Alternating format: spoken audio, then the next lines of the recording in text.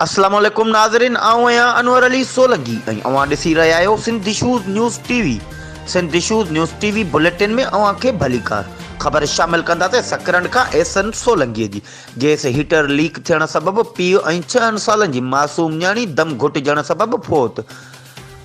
Station road लीला आबाद में ज़ीशान उर्फ शानी सोलंकी ऐं संदसि 6 सालनि जी मासूम न्याणी हिन सख़्त सर्दीअ सबबि कमरे में गैस हीटर ॿारे सुता पिया हुआ। इत्तफ़ाक़न गैस हीटर खे बाहि लॻी वई, जंहिं नतीजे में दम घुटिजण सबबि ॿई पीउ ऐं धीउ फौत थी विया, जॾहिं त हीटर मां कमरे में धुओं भरिजी वियो ऐं बाहि लॻी वई, जंहिं में कमरे में पियल सामान सड़ी रख थी वियो। अहिड़े अफ़सोसनाक वाक़े ते इलाइक़े में ॾुख जी लहर छाइजी वई। ही हुयूं हिन वक़्त ताईं जूं अपडेट्स। वधीक ख़बरुनि ऐं अपडेट्स जे लाइ ॾिसंदा रहो सिंध इशूज़ न्यूज़ टीवी।